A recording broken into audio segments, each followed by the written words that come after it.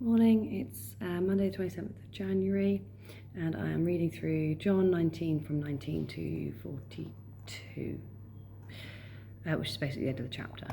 So it's the crucifixion of Jesus, the death of Jesus and the burial of Jesus. Now, I'm not actually going to talk about the things that you might think I'm going to talk about, it's a bit obvious. But reading through this, I just had two main things I wanted to point out and challenge us with. So firstly, I've been thinking about Pilate and his signs, Joseph and his tomb, and Nicodemus with the balms. Here are three powerful people. They've all experienced something of Jesus. Pilate admittedly wouldn't have been particularly affronted by Jesus because of the things that he said, because he wasn't actually religious, but he would have been annoyed about the civil unrest. And there was pressure on him to make the right decision.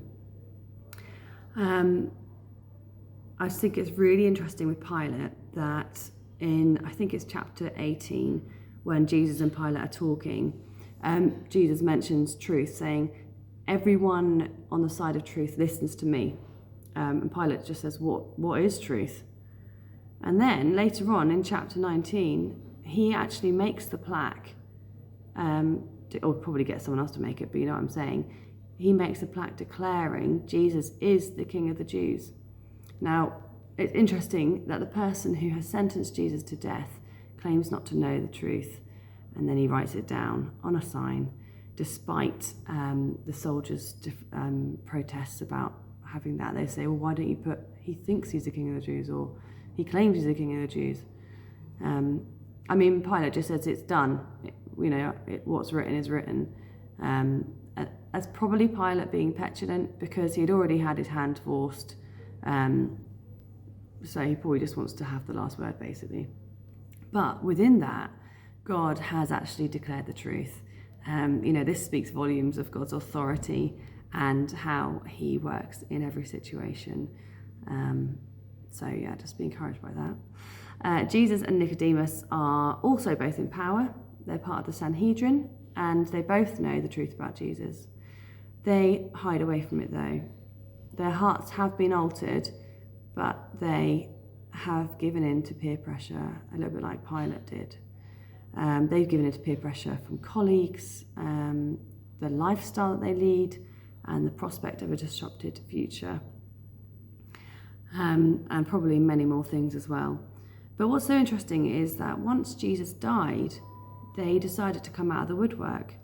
Them taking the body and embalming it would have been a public display to others that they loved and respected Jesus.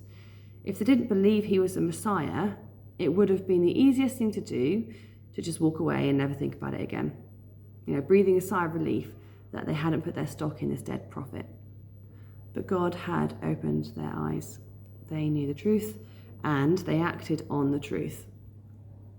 So how can we act on the truth when people are putting pressure on us?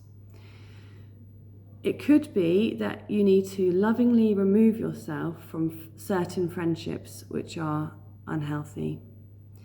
I heard a great quote at the weekend. It said, "Show me your friends and I will show you your future." Peer pressure is a really hard thing to fight against, but it is definitely worth the fight when you are fighting for truth. Just be encouraged that when we stand up for what we believe in, that Jesus is Lord, he's the King over all, he rules and reigns over all the universe and everything in it, we are actually advancing the kingdom. Temporarily, you might find that you face backlash, but eternally you are facing glory. So let's not be a short-sighted people, but a people with a heavenly perspective. Just a little encouragement for you there and a bit of a challenge. So enjoy the rest of your day. I mean, it's looking quite nice right now, but a minute ago it was hailing, so who knows what the rest of the day brings. All right, see you soon. Bye.